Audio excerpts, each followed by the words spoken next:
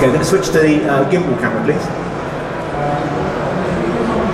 So this is the Sony A7R III. Phase detection autofocus on the Ronin-S right now, and gimbals. Who uses gimbals here? Who uses gimbals too much here? Everybody uses gimbals too much. Gimbals aren't handheld replacement, they're for doing gimbal shots. So, you know, it's like saying a tripod isn't a really steady handheld shot, it's a tripod. Two different things. This is exactly what it's for. So I'm going to go through the menus. Sony lenses are a nightmare for manual focus. Absolute nightmare if it's an official Sony lens. If you've got third-party manual lenses, they're great, but the problem is electronic focus. Focus by rock. Oh, I put there. No! Oh dear. Focus by wire, manual focus lenses. So we're talking about proper mechanical lenses where we know with our muscle memory where our focus position is.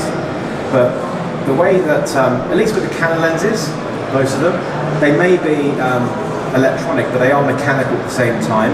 And so as long as you don't go past your infinity points, then they're more or less going to be in the right positions. But here, so if we're on a lens with a Sony lens, you find your focus position. If you want to do a rack focus out, you find your focus position, and you want to find your next position where the rack is, and you move it quickly to the next point, and you've got it. You go, okay, so it's just that. But it's not. With a focus by wire camera, what happens is the amount it turns is dependent on the amount of the speed. So the slower you go, the more you turn, which is ridiculous when you're trying to actually repeat a focus move that you've just done. So basically, if I move it, if my focus point is from here, so here to here, whatever it is, it could be this amount of movement, or it could be this amount of movement, depending on the speed. Cable? Could be the cable. How about now? Huh? Don't touch it, don't touch it, don't touch it. Just plug it in again. Should be okay now. Come again? I could try a different cable, maybe. This is a brand new cable. Should be fine.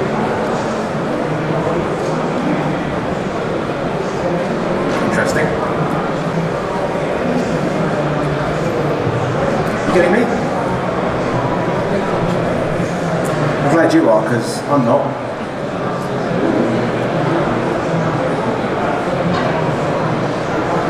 That's ridiculous. Well, that's going to make shooting quite difficult. Handheld by looking up at that. Okay, so the way that this one works.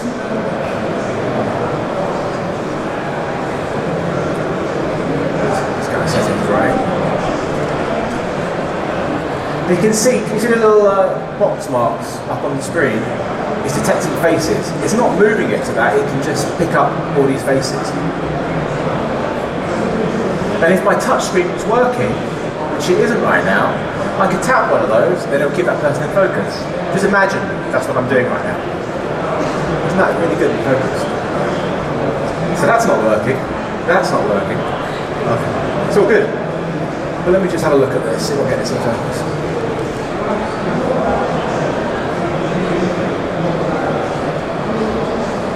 Too bad. Can I get one of, let's get both of you up here. Let's try and change our speed. So we also have settings for autofocus speed in this one as well. This has tracking if you have a touch screen on there. The biggest downside to the Sony A7 III, R3, etc. for touch tracking is for using a monitor and shooting 4K. So when you shoot 4K on a Sony's and you have a monitor, the rear screen always turns off. So you can't do your touch tracking, which is a massive pain. It's just by default, if you're shooting 4K, it does it, which is very annoying. So, let's have a look at our settings here. So autofocus, love Sony menus. Here it is. Right, continue with the focus, what you want. Focus area is currently set to wide, which is fine. And set phase priority autofocus on. So this is the speed, track sensitivity. Let's go to standard. There's a lot of them on here. Okay, so as you can see, the faces. Let's come up to you. I get a really bad neck doing this. So I'm just trying to get this to work. Right. So what I'm going to do is I'm going to turn off, this is one of the quirks that we found out yesterday. If I turn off my screen settings and just give you a clean signal, it should work. Even though it worked earlier. Let's get the Sony A7R III back up. In a second now. Okay, so you don't see the menus anymore, but I'm going to describe them because at least I can see what I'm doing. So, it's quite slow. I'll change the speed.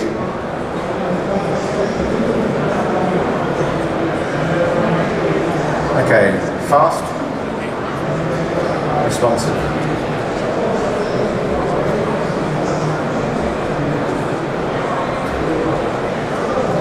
Almost. Okay, I'm going to try manual focus. See how well I can do. I'm actually very good at manual focus if I have a good lens. This is not a good manual focus lens, but we should try.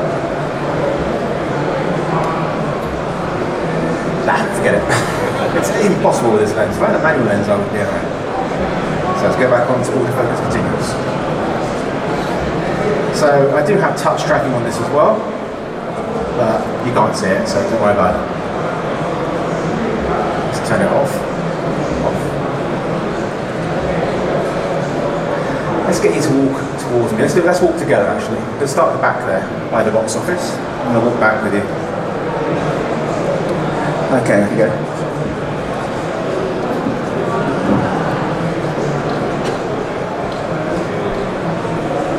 It works, it's nice.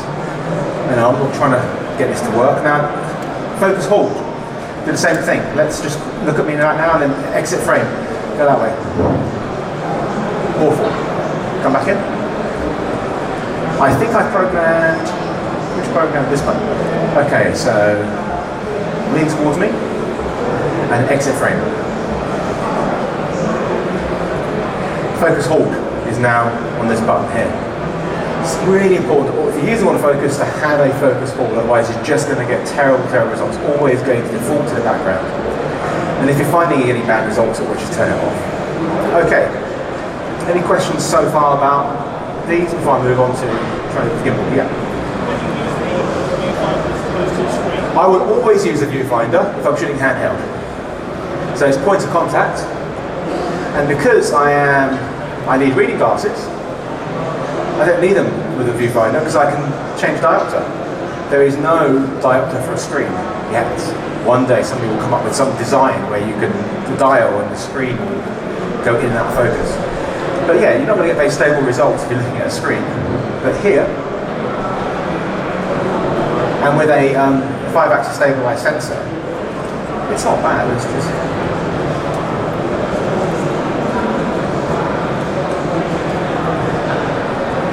see what it looks like that. Definitely shaky this way. And you get tired as well because you put your hand into your body, especially when you've got a stupid transmitter on it as well. On the tripod I have a monitor.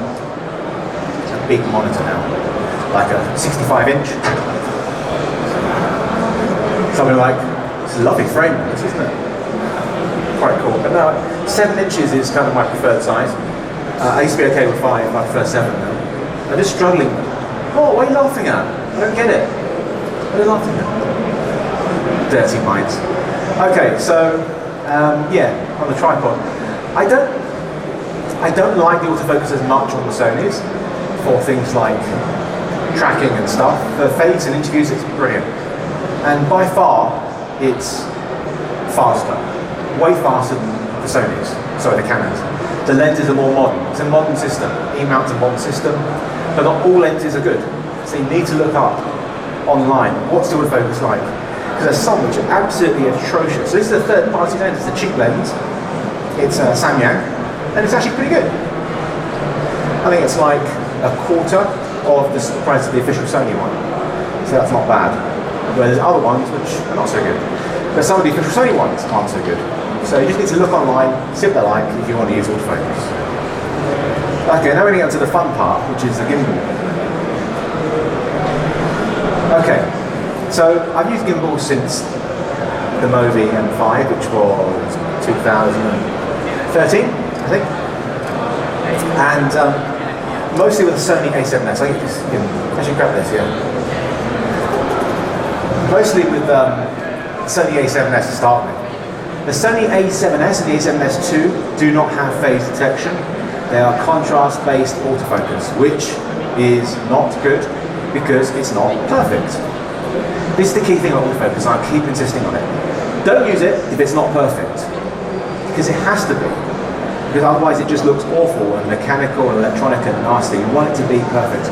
Autofocus you need to rely on. So if I do a lot of interviews for documentaries, and most of the time I'm asking the question, so I can't look at the camera. In the old days I'd set a depth of field, so if the interview moves around in that frame, they'll be in focus, it's okay. It doesn't look as nice, it doesn't separate the background. But with a camera with autofocus on, I can switch it on, and if I 100% trust that autofocus, I will leave it. So I did a mini documentary a couple of years ago, a year and a half ago, and I used autofocus, and it was out of focus for the entire interview. Just a little bit. Anybody know why? What did I do wrong? I forgot to set it on, which is kind of a stupid thing. But because I was doing the interview, I thought I got it all set up and this is all working fine, and then for some reason I didn't turn on autofocus. I was worrying about the lighting, I was worrying about the audio, I was worrying about everything else. I was talking to the interviewee, making sure that everything was, because the problem is when you're trying to juggle these balls, you screw something up, and I screwed that up. It was usable. Occasionally she went into focus. When she moved forward, she was in focus. You know, when she sat back, she wasn't. So it was okay because it just looked a bit dreamy and soft focus and pro misty. Not really. But yeah, you've got to trust it. Okay, on to gimbals. So with the A7S, it is contrast based. So I tended to shoot most of my stuff. And if you come to my talk at 4-ish, at the cinematography theatre, I'll be talking about using stills cameras for professional video, and I'll show some stuff with that gimbal. And I tend to shoot on a 16-35 lens, generally at 16, and about f8. You also need to make sure your sensor is completely spotless at f8, because you'll see a crap on it, and it's so easy to get crap on your sensors on these, and also of course the actual lens itself. Around f8, and I did use autofocus. And the thing is, a lot of times it was out of focus on the presenter, but you couldn't really tell because it wasn't 4K, it was HD, and it was really wide. And if they came up closer to the camera, it would be in focus. The contrast would get there in the end. It's really slow, but it isn't ideal.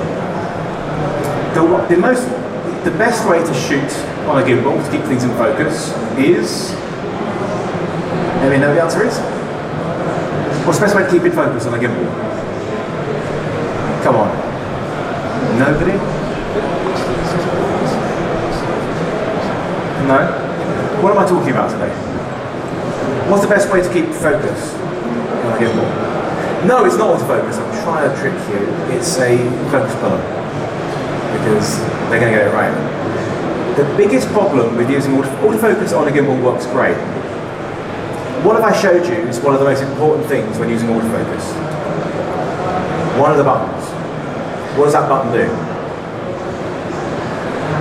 Remember, I programmed the button on there and I programmed the button on here. What did that program? No, it was the one after track. Focus, hold. Okay, you have a focus hold on a gimbal. How do you press it? The most important rule when using a gimbal, one of the most important rules, there's lots of them, is don't touch the camera when it's on a gimbal, because it disturbs it. That's the problem. So I do have it programmed into here. You can see it, right? Can we go on my camera, please? There you go. No, this still doesn't work. No. Just imagine it's a really smooth gimbal shot, and it's incredibly in focus. As I go around, it's incredible, it's beautiful, and then you go press this button. The problem is, every time I want to focus hold, it moves the camera. What you need is a remote control on here with a programmable button. Now, I think there's a company that makes something like that, which I need to look into because it is frustrating. The only way you can really get around it is to put your sensitivity, your remote onto slow and the sensitivity onto normal. Basically what that means is when whatever it is on focus goes out of frame, it has that delay before it reverts onto the background. Whereas if it's responsive and the motor's fast, then it will automatically go back on. Alternatively, you just have to press that button, which is really, really tricky. But most of the time with gimbals anyway, you don't tend to have somebody exit frame. Gimbals tend to be much more keeping them in frame the whole time. So this is kind of like, it's not an ideal situation, and it's a shame I can't actually show you, and I have no idea why it's not working, because it was working just before we started. But we can go on to this one, and imagine this is a gimbal. It's not, but it's the same sort of thing. Let's switch back onto this camera. And I'm going to change the settings on here to slow. So let's go to the see what happens if I go off of view. So, hang on, I'm going to spot focus, what's that? Off, off, off. So if I come off of view onto the background, see how slow it is? That's what you need to do. So on the gimbal, set it to slow motor and normal sensitivity. We'll change that up to fast and responsive.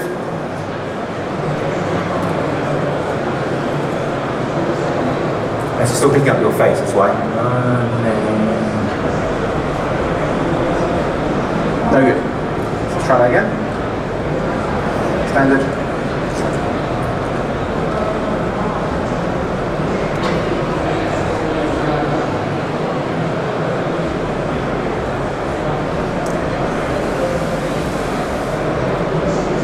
It's fine.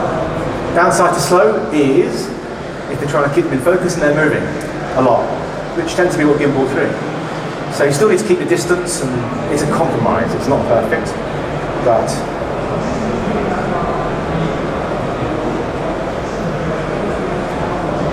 it's a bit slow. Yeah, compromise. Let's try normal speed now.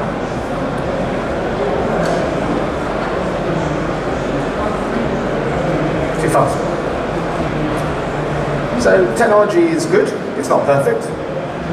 There is nothing better than manual focus for certain things. For true control, for true racking and stuff. Now you can do racking on these cameras, you can touch the screen to go from one point to another, and you can change the speed. It's actually not bad.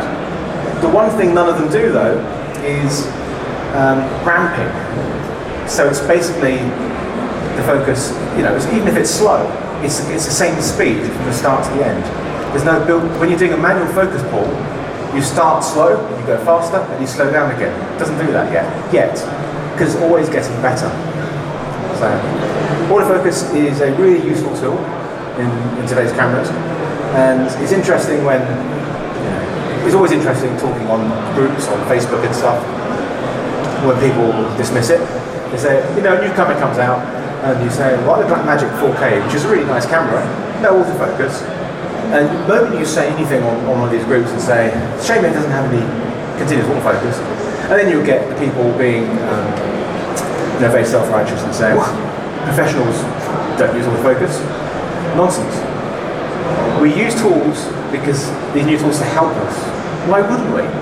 If autofocus can help us keep things in focus in challenging situations, we should. Look, how many people here shoot with a focus puller regularly? Anybody ever shot with a focus puller? And it's great. They're not always. It's their job, and they're very good. I did a movie called Red Tails about 9 years ago, and I was shooting on a Canon 5D. It was one of the first movies to shoot at 5D, and we had probably the best focus puller in Los Angeles was on it. And I remember we were doing a shot where Cuba Gooding Jr. was coming towards us on a truck, on a Jeep, and he was cheering, and we were on a 400mm lens. So you can imagine how difficult that was to keep in focus. On a stills lens, it's not on a cinema lens, a stills Canon lens. He kept it in focus all the way.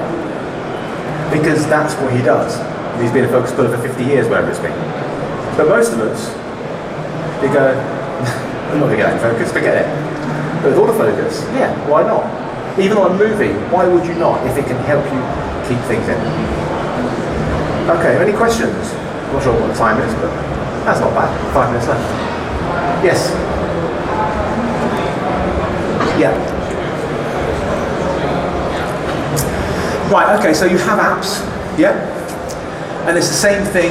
The Sony app is terrible, but there's a new firmware coming out next month which gives you a much better app. And so in theory, there should be a focus hold on that app, which means strapping your phone onto here as well.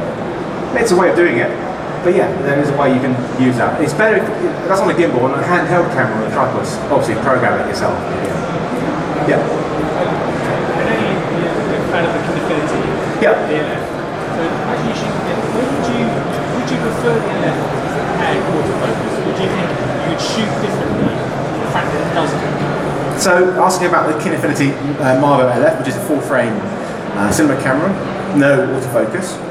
And look, if you do autofocus all the time, going back to manual can be challenging. But if you've got good lenses, it's fine. If I'm using cinema lenses on it, or mechanical lenses, I'm fine. Would I prefer to have autofocus? Yes, of course. But just aesthetically, just the feel of it when you're sort of close to what you're doing, do you prefer manual lenses when doing it yourself? So if I'm shooting handheld on the shoulder, proper shoulder with an EVF and a proper lens, I don't feel I need autofocus. I feel I'm good. I'm past the whole thing is part of me. But on a tripod, much harder. I tend to find it much harder. And listen, an EVF helps all the time. A screen is way harder to keep things in focus because you have a good viewfinder. It's way bigger than a 7-inch screen on the camera. It's like a 30-inch screen in front of you. So you can keep things in focus much more with peaking and stuff. So I would love to have it, but I can cope without it. When would it be your choice? So imagine you're doing a project tomorrow. Yeah. Featured DoP, Yeah. Would you choose the Kinafility LF or? I know what you're saying. So I do, when I'm doing my jobs and my documentaries or corporates, I use two cameras generally. I would generally use the C200 for interviews, and then for everything else, I'd switch to say the Marvo. Everything else? Pretty much. I could just use the Canon, it's fine. But you know, I have a new toy and I want to use it. But I would always choose, if I'm doing interviews, without question, use C200. We just finished filming, or almost finished filming, a big training course for stills to video, and I was filmed by Sarah and Julian on two C200s. That way I was always in focus, right? Was I always in focus? Right. So yeah, that's the choice we made to film this. We chose the C200 because of the autofocus. Did you shoot RAW on it? No, I wouldn't shoot RAW. 12-bit RAW? No. But you wouldn't be embarrassed about matching it fine? It's fine. It's, you know, would I want to shoot 12-bit RAW? Yes, if I had the storage and I had the processing power. Because it takes time. RAW is amazing, but it adds so much to your budget when it comes to post-processing time. So, what do you shoot the Kinafility? ProRes 422 or 42 HQ. Do you ever shoot 4.4? No, don't need it. No. I mean, if you're shooting a movie, then sure, shoot, or high-end commercial with a VFX, shoot the highest format possible. But otherwise, no. It's MP4, 420 MP4 in 4K internally, or 12-bit RAW. Yes, there's a big difference, but only if you really look closely. For most of it, but it's all going online anyway. So by the time it goes up on Vimeo or YouTube, you couldn't really tell anyway. If you do something on YouTube? This is the issue. So broadcasts don't tend to require 10-bit. Hence C200 isn't so good. That's the issue you have. And then you have the C300 Mark II, which isn't as good a camera in that in its frame rates or autofocus. So we're getting there. Sony need to put in their autofocus system from their stills cameras into the FS7 Mark III, whatever it's going to be, because that's what we need. Because at the moment it's unusable. Any other questions? Yeah. Sony 280 Sorry? Is that a small sensor one? Yeah, so I'm talking about their large video cameras, the large sensor video cameras don't have autofocus, but their smaller ones do. The ones with the 1-inch sensor or smaller have really good autofocus. I shot an entire documentary, 3 parts, almost entirely on a little Z90, whatever it was. 4K, autofocus was great. And it worked brilliantly. But so they will put it into their next generation video cameras, large sensor ones for sure. They have to. Yeah. Yeah, the newer small sensor ones has phase detection. Has the same focus as these ones. Yeah. Anybody else? No? Guess I'm Who's going to start using autofocus now if they have a camera that has it? Anybody? Yeah. Do you wish you had autofocus now? Yeah. Yeah. Especially if you.